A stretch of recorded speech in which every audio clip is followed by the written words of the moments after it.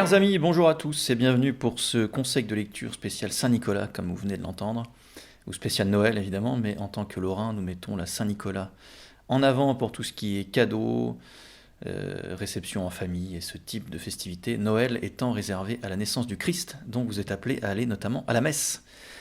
Sur ces belles paroles, avant de passer au conseil de lecture, quelques petites annonces, surtout une annonce. Comme vous le savez, notre chaîne n'est plus monétisée. Elle a été démonétisée à cause d'une vidéo de présentation du livre de Kaczynski qui avait été présenté et préfacé par Rémy Tel. Et nous ne parvenons pas à la remonétiser, donc je suis même en demande de spécialistes sur la question. Donc en attendant, pour nous soutenir, nous en avons besoin pour faire vivre la chaîne, parce que tout ça prend beaucoup de temps, beaucoup d'énergie, beaucoup de travail. Et donc il y a le Tipeee qui est toujours en route, qui fonctionne très très peu, je ne vous le cache pas. Avec le peu de moyens que vous nous avez offerts, et je vous en remercie déjà pour ceux qui l'ont fait, nous avons pu améliorer le son, mais nous aimerions, vous voyez la qualité de la vidéo, nous aimerions passer à une autre qualité vidéo pour nos émissions, et puis augmenter les émissions littéraires, notamment avec les auteurs qui sont invités, mais sans cette petite part de rémunération, eh bien, il n'y a en gros qu'un invité par mois, et une note de lecture par mois. Donc je vous invite vraiment à nous soutenir sur ce point. Chaque don est important, même 1 euro si vous ne pouvez pas faire plus, 1 euro par mois. Si vous êtes plusieurs centaines à faire ça, nous pourrons inviter toutes les semaines des auteurs différents et je pourrai réaliser beaucoup plus de vidéos par semaine sur cette chaîne. Donc c'est parti pour ces conseils de lecture qui seront un mélange de nouveautés et de potentiels cadeaux que vous pourrez faire pour la Saint-Nicolas et pour Noël bien évidemment. Tout d'abord, j'annonce la réédition de mon livre Ce sang qui nous lie. Donc je vous remercie beaucoup pour le succès que vous avez donné à mon livre Ce sang qui nous lie, qui est ici dans une version définitive. Vous savez qu'il y avait eu plusieurs rééditions, plusieurs versions. Nous avons passé vraiment plusieurs milliers d'exemplaires, donc je vous remercie beaucoup. Grâce à vous, ce livre est utilisé dans certaines professions, des universitaires, dans le monde dans le monde des psys, qui est beaucoup utilisé dans le monde des psys, dans le monde de tout ce qui touche à l'anthropologie, à l'étude des religions, ce genre de choses. Donc nous avons pris le parti de désormais proposer une sorte de version sur le modèle poche, c'est-à-dire qu'il n'y a plus que mon texte qui est disponible dans le livre, il n'y a plus de préface ni de postface. Donc c'est édition définitive. Il y a l'ajout en revanche de ce qui manquait, effectivement, une bibliographie. Voilà, et la mise en page a été également revue. Maintenant nous travaillons avec Tony. Son entreprise s'appelle Atelier numérique de la Trinité, Tony Brizard, que je vous conseille si vous êtes éditeur et vous cherchez quelqu'un qui vous fait la mise en page. Donc c'est une nouvelle version définitive avec le vrai sous-titre Matriarcat, Patriarcat, Sacrifice. Donc il est désormais disponible absolument partout. Donc je vous remercie vraiment d'avoir fait vivre ce livre. Maintenant il va vivre un peu par lui-même. Dans cette version entre guillemets poche, ça garde le même format, mais il fait 260 pages. Et nous avons réussi, grâce à cette formule, à maintenir le prix à 22 euros. Donc il vient d'être réédité la semaine dernière. Ensuite, le gros livre de cette fin d'année, et qui va nous emmener pendant des mois et des années à venir, c'est le livre d'Alain Pascal que nous sortons, que nous éditons, qui est le premier tome des essais antimodernes et contre-révolutionnaires. Donc c'est le tome 1, pour une révision totale de l'histoire, et le sous-titre c'est Faire table rase de la table rase. J'ai réalisé déjà une vidéo de notes de lecture sur ce livre, que je vous mets sous la vidéo, vous pourrez vous y référer. Là je vous le présente vraiment très rapidement, puisque vous avez dans la vidéo dont je vous parle, qui se trouve sous cette vidéo YouTube en description, j'ai repris absolument toute la table des matières et j'ai commenté toute la table des matières. Donc vous avez vraiment une présentation détaillée du livre. C'est un livre qui fait 375 pages pour 25 euros. Donc nous tenons toujours à vous proposer des prix attractifs malgré l'épaisseur de certains livres. C'est un livre qui est disponible aussi également partout. Sachez que nous avons un diffuseur, donc vous pouvez même trouver les livres en Fnac absolument partout. Voilà. Donc n'hésitez pas même à aller chez votre libraire de quartier pour le trouver. Alors le livre d'Alain Pascal est évidemment passionnant. Vous voyez qu'il est même très beau. J'en suis vraiment très content. Nous réalisons désormais toujours des beaux livres. Depuis le début, mais nous nous améliorons. Donc Alain Pascal retrace finalement l'histoire du monde à travers ses différents prismes, et son prisme de la contre-histoire, bien évidemment. Et ça peut être le livre vraiment parfait pour s'introduire à la pensée et au livre d'Alain Pascal, parce que vous avez finalement une sorte de vade-mecum de plusieurs de ses livres, qui sont évidemment synthétisés, avec des nouveautés évidemment, mais ça peut être une porte d'entrée. Par exemple, vous avez des passages sur la philosophie antique, vous allez lire une critique de la philosophie antique, et vous pourrez ensuite vous référer sur, par exemple, le tome 1 de l'intelligence du christianisme, où il y a beaucoup plus de choses sur la philosophie antique. Et c'est la même chose un peu pour tous les chapitres et toutes les grosses parties. Donc Alain nous refait un peu l'histoire du monde, montre comment le christianisme permet la révélation et la révélation de l'intelligence, avec un grand I, par le sacrifice de Dieu qui met fin au sacrifice humain. Donc tout ça, vous connaissez pour ceux qui nous suivent. Et il retrace comme ça toute l'histoire du monde et surtout, bien entendu, l'histoire de France. Et il remet certaines choses, même beaucoup de choses à l'endroit. Donc je vous conseille vraiment la lecture de ce livre. Et pour en savoir plus, vous passez en dessous sur la vidéo qui traite uniquement de cet ouvrage. C'est un ouvrage absolument passionnant. Vous en saurez plus sur la Révolution, sur la Réforme, sur la fausse Renaissance, sur la vraie Renaissance, parce qu'il y a une vraie Renaissance chrétienne. Sur tous les mensonges de la Ve République, les mensonges des 2 guerres mondiales, les mensonges des Lumières, les mensonges de Rousseau, les mensonges de Voltaire, enfin tous ces mensonges. Vous avez une dernière partie qui est très actuelle, qui est une partie coup de poing.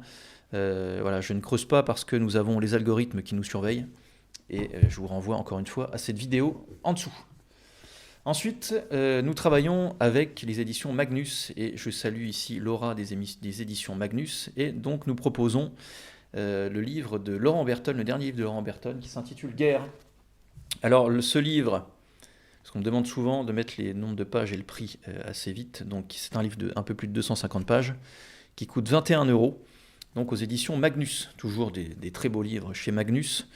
Donc c'est un livre qui fait office, je trouve, quasiment aussi de coup de poing, mais quasiment de manuel individuel contre la toute-puissance de l'État.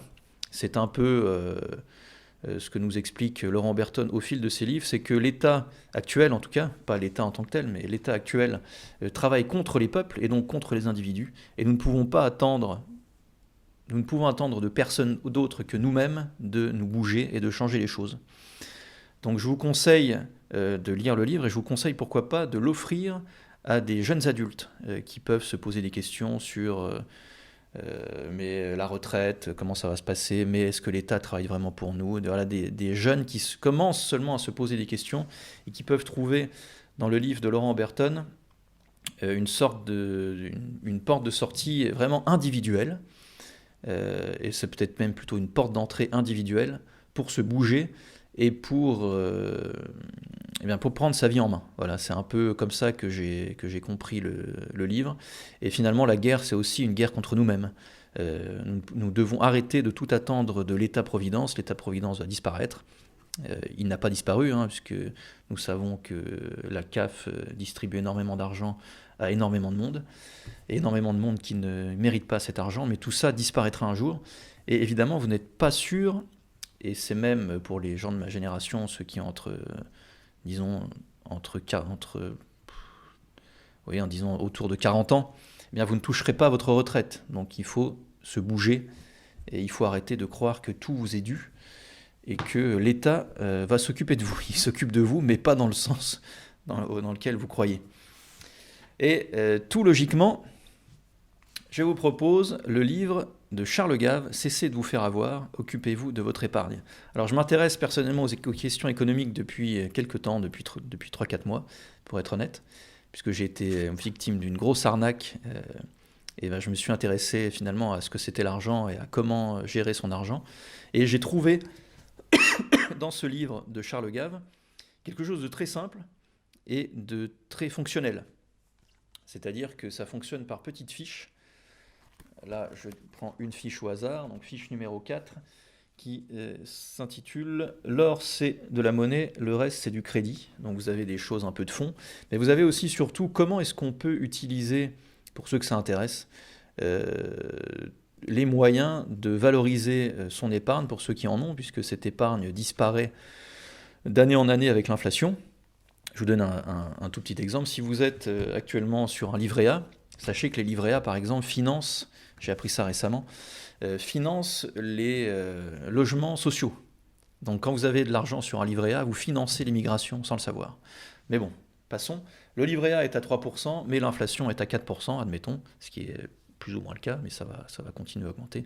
Eh bien, vous perdez de l'argent tous les ans.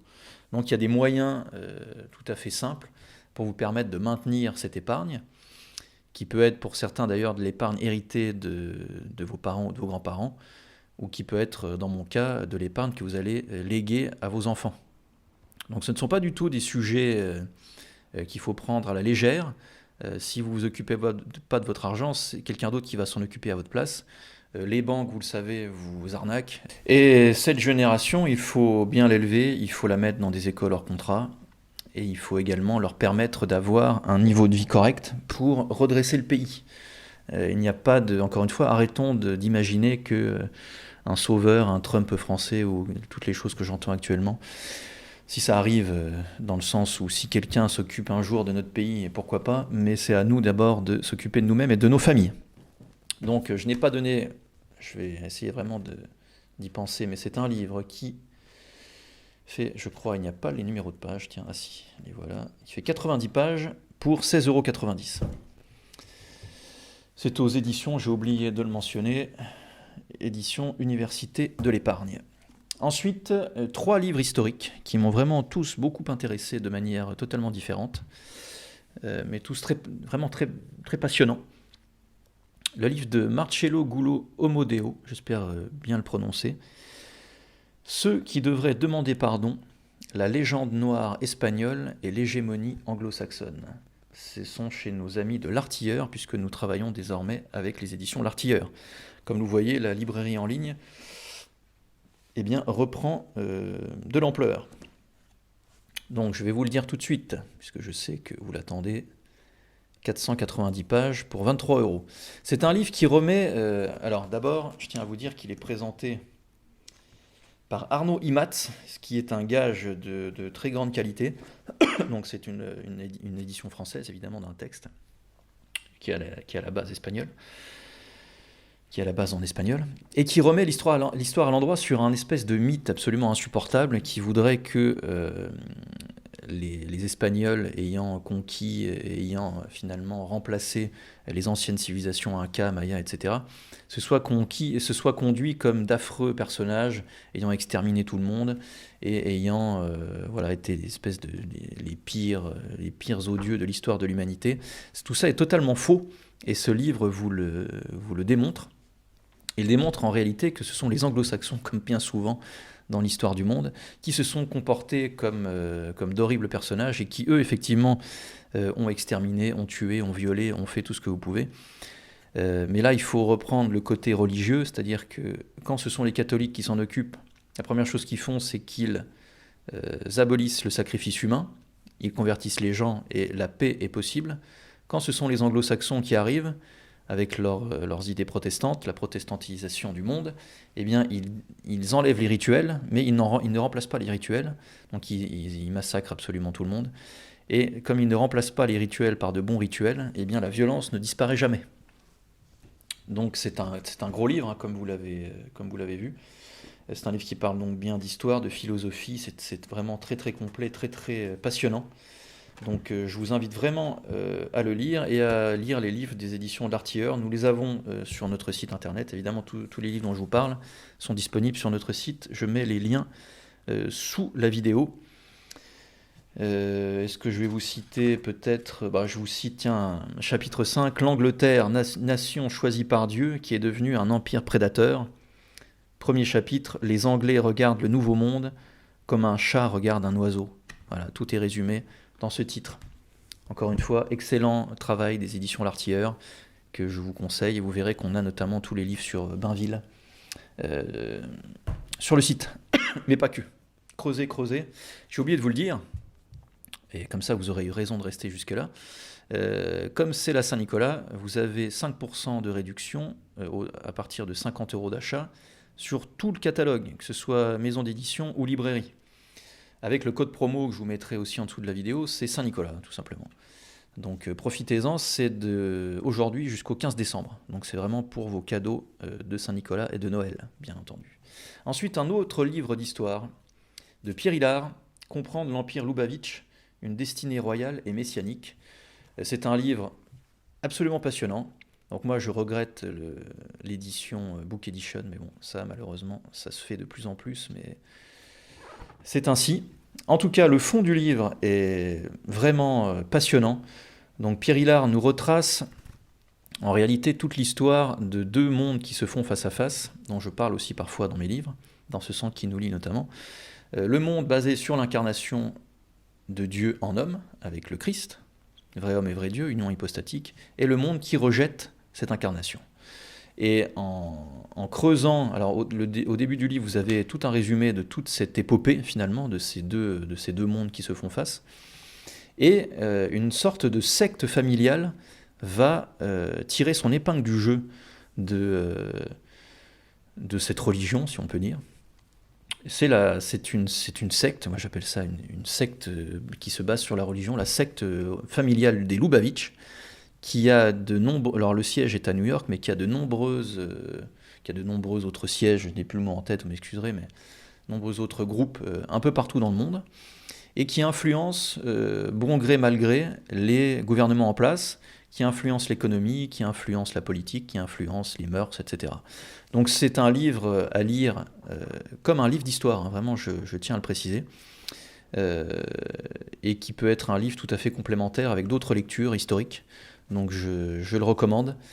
Sachez que il y a deux versions à ce livre. La première version à 26 € qui est proposée sur le site, et il y a une version à 37 €, je n'en ai plus que 3. Donc je remets à partir de maintenant les 3 qui sont la version Deluxe, où vous avez les annexes en couleur, et le papier, quasiment un papier qu'on appelle faussement papier glacé. Et vous avez surtout, ce qui est intéressant, c'est les couleurs, en fait, les annexes en couleur, que vous pourrez découvrir à la fin du livre. Voilà, donc vraiment une histoire absolument, parfois c'est même quasiment incroyable. Enfin, vous verrez par vous-même, je ne rentre pas dans les détails, parce qu'encore une fois, on est surveillé par les algorithmes, mais il y a des choses qui sont totalement hallucinantes. Et ce qui est bien avec Pierre Hillard, c'est que vous pouvez tout vérifier avec les notes de bas de page. Donc, je conseille vivement ce nouveau livre d'histoire. Je reste dans l'histoire pour le prochain livre qui m'a vraiment passionné. Je suis très content aussi de retrouver les éditions Perrin dans notre catalogue, avec ce livre de l'excellentissime Sylvain Guggenheim, que vous connaissez sans doute pour Aristote au Mont-Saint-Michel, et qui publie ici donc aux éditions Perrin la collection du ministère des Armées, Constantinople 1453.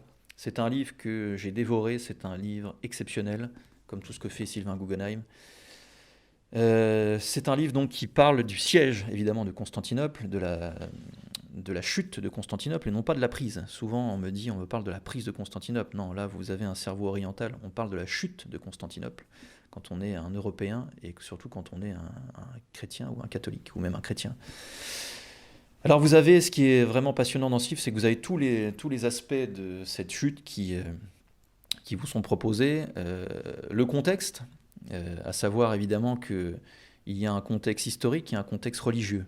Le contexte religieux est assez passionnant parce qu'on se rend compte que tout se fait parce que les chrétiens n'ont pas réussi à faire ce qu'on appelait l'union de l'Église, c'est-à-dire, pour faire très simple, les schismatiques orientaux, qu'on appelle aujourd'hui les orthodoxes, même si c'est un nom qui ne convient pas vraiment, bon, c'est comme ça, refusent de se soumettre à l'autorité du pape et donc de rester dans le giron de l'Église, ce qui est normalement une obligation pour tous les chrétiens.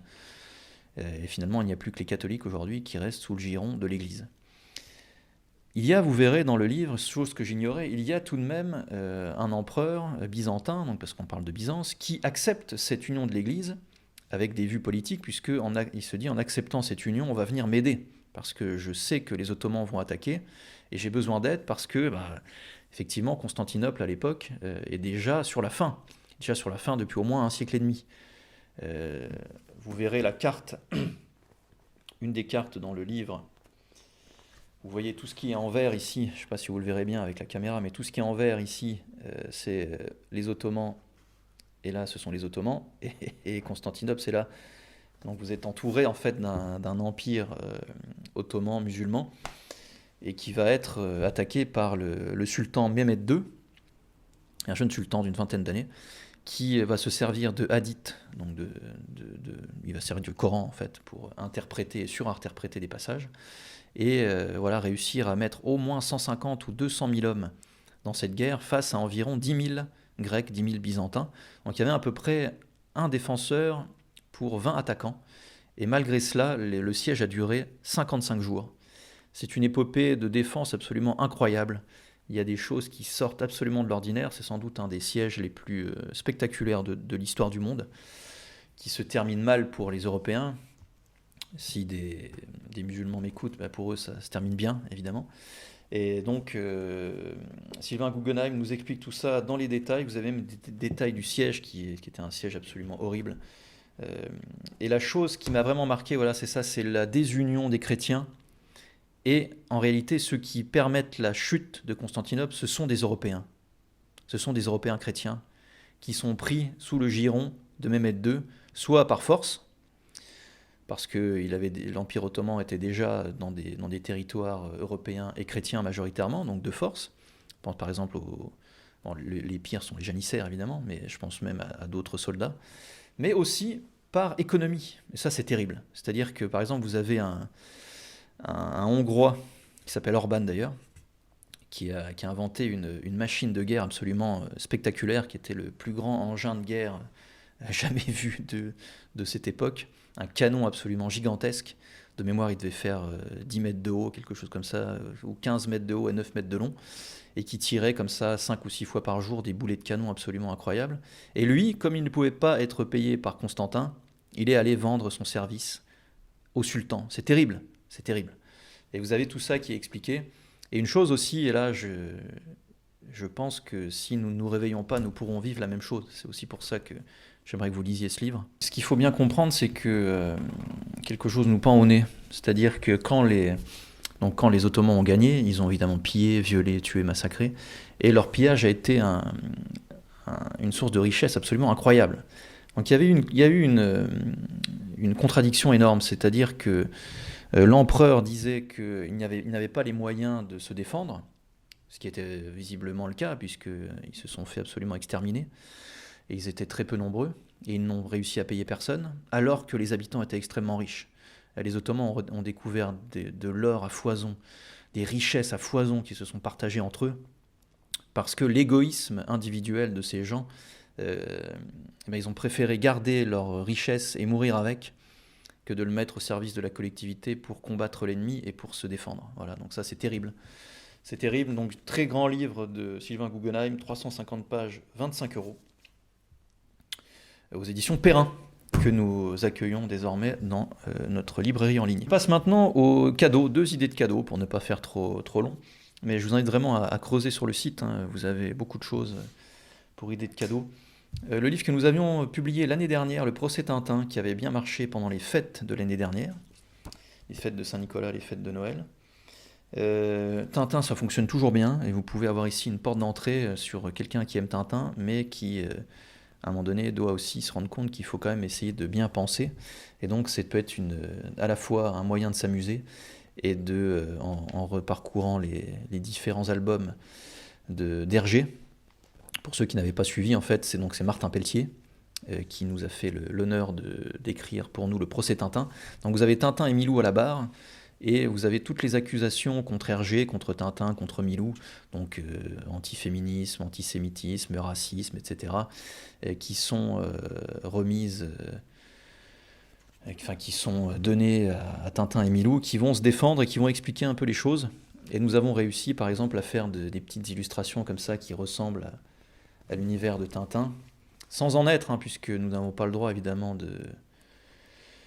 d'utiliser l'univers officiel de Tintin. Voilà, par exemple, ça sont les cigares du pharaon. Même la couverture est très bien faite parce qu'on pourrait penser que c'est Tintin, mais ça ne l'est pas. Et donc c'est un livre que j'avais voulu éditer de très belle manière. Vous voyez qu'on a suivi le côté BD, donc même le papier est de très bonne qualité. C'est un livre de 143 pages pour 25 euros. Donc ce qui explique le prix un peu élevé, c'est justement cette qualité de papier. Tout est en couleur, qualité de papier supérieure. Voilà, ça a aussi demandé un gros travail à notre avocat qui avait mis 1 an, on avait mis 1 an pour éditer ce livre. Parce qu'il fallait pas faire n'importe quoi, notamment avec les illustrations, qu'est-ce qu'on a le droit de dire, qu'est-ce qu'on n'a pas le droit de dire, par rapport à ces gens qui font leur beurre en fait sur la mémoire d'Hergé. Voilà, par exemple, la fusée, on a dû enlever une case et changer la couleur, vous voyez. Voilà, on s'est amusé, ça a été un gros travail. Et très très très fier d'avoir édité ce livre. Celui-là, vous le trouvez par exemple pour ceux qui sont à Nancy, il est à la Fnac à Nancy, vous le trouvez un peu partout. Mais comme on a aujourd'hui les 5%, vous pouvez bien entendu utiliser notre site. Et ce livre de Kaliana Major, alors là c'est vraiment le livre cadeau par excellence, héritage, tout est beau dans ce livre, la couverture, là vous avez au toucher quelque chose de vraiment assez exceptionnel. Donc Kaliana Major qui nous retrace toute son aventure littéraire et spirituelle.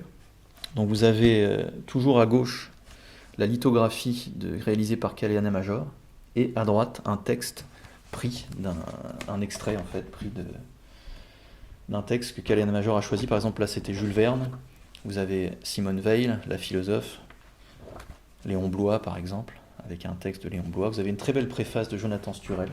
Moi, vous voyez, j'avais eu la chance d'avoir mon exemplaire dédicacé par les deux. Et vous commencez avec la Sainte Vierge. Et vous finissez avec le Christ. Et entre les deux, vous avez un peu tout l'univers de Kaliana Major, Louis-Ferdinand Céline, Maurice Barrès. Tenez, je vous montre Louis-Ferdinand Céline. Et je vous en montre un dernier, après vous découvrirez par vous-même. Allez, tiens. Bernanos. Là, et là, vous avez un extrait de Les grands cimetières sous la lune, par exemple. Qu'importe ma vie, je veux seulement qu'elle reste jusqu'au bout fidèle à l'enfant que je fus. Voilà, donc c'est un très très beau livre. L'impression c'est une surimpression, donc quand vous passez les doigts, vous sentez les lettres. Ça peut paraître étrange ce que je dis, mais moi je suis un amoureux des livres, donc j'aime les beaux livres. Donc on m'aurait offert ça, j'aurais été vraiment ravi de le recevoir. Donc héritage de Kaliana Major, c'est le cadeau idéal pour moi, pour la Saint-Nicolas, pour Noël. Alors là, c'est un peu ridicule de vous donner le nombre de pages parce que c'est un livre d'art, mais je vais quand même le faire. 55, donc ça fait à peu près 60 pages. Pour 35 euros, c'est du relié cartonné. Là, on est dans du très très bel ouvrage. Donc je vous invite vraiment à en profiter. D'autant que c'est un tirage unique. Donc là, honnêtement, je ne sais pas combien il en reste. Mais à mon avis, ne traînez pas parce que je pense que pour Noël prochain, ce livre n'existera plus. Donc profitez-en, que ce soit par notre diffuseur ou par nous-mêmes. Voilà, chers amis, j'ai fait le tour de tout ça. Il y a beaucoup d'autres livres dont j'aurais aimé vous parler, mais sinon ça fait des vidéos trop longues. Donc creusez un peu sur notre site internet, donc éditionduverbeo.fr. Vous avez l'onglet édition, l'onglet librairie. Dans l'onglet librairie, vous avez aussi l'édition dedans, donc je vous conseille, vous allez onglet librairie et vous creusez un peu ce qui vous intéresse. Vous avez jusqu'au 15 décembre pour découvrir tous ces livres avec la réduction spéciale Saint-Nicolas, avec le code promo Saint-Nicolas. Autres annonces que j'aurais pu donner au début, mais tant pis. Alain Pascal, pour les Parisiens, je vais vous remontrer le livre, sera présent le samedi 30 novembre à 15h à la Librairie Française pour dédicacer son livre. Et le soir de ce même samedi, 19h, avec l'association Sainte-Geneviève à Paris pour une conférence. Donc allez-y. Il sera également en dédicace le vendredi 6 décembre à Duquesne, librairie Duquesne, pour le début.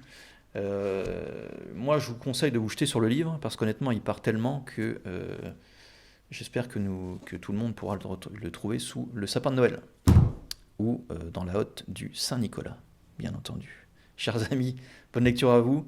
Je vous souhaite vraiment une très belle Saint-Nicolas, de joyeuses fêtes de Noël. Je pense aussi une bonne année, puisque nous nous reverrons seulement pour un conseil de lecture de début d'année. Restez fidèles à nos émissions, aidez-nous sur le Tipeee, La première chose pour nous aider, c'est d'aimer la vidéo, de commenter la vidéo, de la partager. Nous avons besoin de vous pour continuer à exister. Et sachez pour les Nancéens que nous aurons en février ou mars prochain, je ne sais plus, un nouvel événement à Nancy avec un conférencier de prestige. Je ne vous en dis pas plus pour l'instant. Je vous dis à bientôt et bonne lecture.